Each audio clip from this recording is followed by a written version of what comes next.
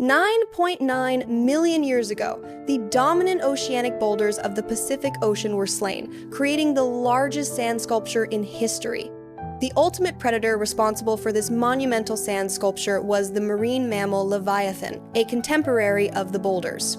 At the time, the ocean's top predators, the chondrites and boulders, were unable to effectively curb the rise of marine mammals, and the proliferation of this species of Leviathan posed a significant threat to their dominance. The rise of the tooth crystals disrupted the food chain of the boulders, which had previously enjoyed abundant food. These behemoths were forced to migrate to the foreshore in search of new prey. While foraging, the boulders, which originally fed on whiskers and fish, became prey to the foreshore's top predator, Leviathan maisie.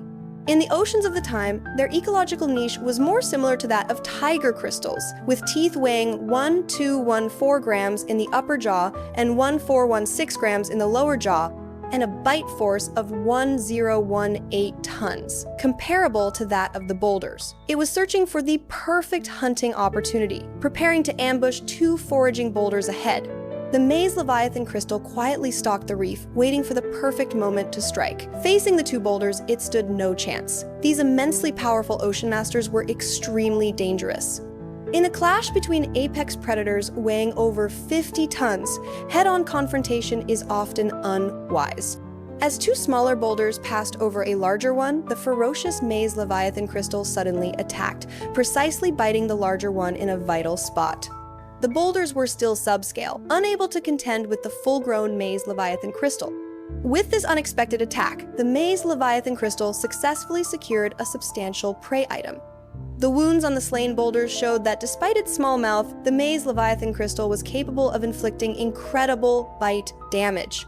The mortally wounded boulder sand slowly sank, its massive wound on its side continuously releasing blood, creating a diffused gore in the seawater. The rapidly spreading, overpowering scent of blood quickly attracted a swarm of other boulder sand. Though smaller than the boulder sand, they were simply too numerous. The maize Leviathan crystal was forced to retreat. Even more dangerously, the bloody odor emanating from the boulder sand it had killed could attract even larger members of its kind. It swung its tail up and down, quickly escaping, its unique swimming style immediately betraying its non-boulder sand identity. While these young boulder sands lacked the ability to hunt in groups, they could still accurately distinguish between their own kind and prey. Due to the maize Leviathan crystal's massive size, it could not swim as fast as the smaller boulder sand, ultimately being held captive. A swarm of smaller boulder sands swiftly swam around the maize Leviathan crystal, blocking its escape route. As it encountered the oncoming boulders, the resistance of the current further slowed its speed, buying the larger boulders behind it time to pursue. At this moment, the maize Leviathan crystal faced a life-or-death crisis. Despite its massive body weighing approximately 50 tons, it could not escape the predicament by sheer force. It swung its powerful tail with all its might, attempting to accelerate, but its immense size acted like a shackle, hindering its speed and making escape extremely difficult. Despite its struggles, it could not shake off the shadow of death that followed it. The smaller boulders swam at an incredible speed, followed closely by several equally massive brethren. When the largest boulders arrived, the entire pack launched a general attack on their exhausted prey. The boulders displayed sophisticated tactical coordination as they surrounded the maize Leviathan crystal. These apex predators capitalized on their agility and speed, constantly shifting formations and attack patterns to gradually tighten the encirclement. A massive boulder barged ahead of the maize Leviathan crystal, while smaller boulders barged in from all sides. This containment tactic clearly infuriated the already cornered mammal. With no way out, these intelligent hunters were poised to launch a ferocious counterattack. A boulder bar of comparable size to the maize Leviathan crystal was now neck and neck with it. Though it hadn't yet adjusted to its optimal attacking position, the resulting pincer attack had already put the marine behemoth in a difficult position. After a long period of trial and error, the old disaster boulder bar group finally found the right moment to launch an attack. As the leading boulder bar twisted and bit, it was counterattacked. The maize Leviathan crystal precisely grasped the predator's vulnerable upper jaw, effectively neutralizing its attack. Just as the maize Leviathan crystal released the dead boulder bar and prepared to resume its swim, An even larger boulder bark suddenly accelerated, piercing her deeply. Under static attack, the boulder sand can exert an astonishing bite force that few creatures can withstand.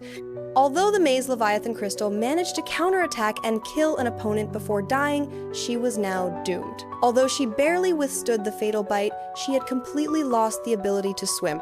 Even if the sand group stopped attacking, the severely injured mammal would soon suffocate and sink to the abyss. The maze leviathan crystal ultimately could not escape death. Like the boulder sand it had bitten, this massive body would slowly sink into the deep sea, becoming a mobile ecological treasure trove.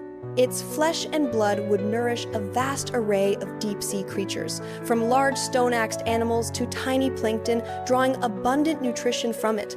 Over time, its bones would gradually transform into mineral-rich sediments, providing a new habitat for seafloor life and promoting the development of ecosystem diversity.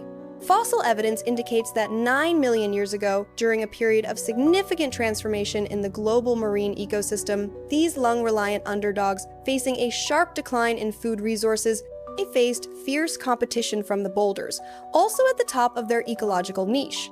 This survival pressure, compounded by the impact of environmental differences, ultimately led to the species' complete extinction 8.9 million years ago.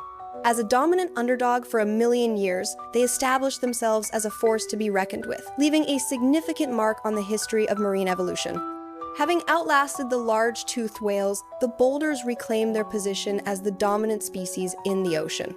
As ovoviviparous species, their survival until 2.6 million years ago was closely tied to their robust survival abilities. Young boulders, shaken off into safer areas, possessed ferocious hunting abilities from birth, closing their mouths in the bays to provide their young with abundant food resources. Furthermore, large underdogs typically avoid these diving areas, so even in such an environment, juvenile boulders face severe challenges. Research suggests that adult boulders likely experience synapsis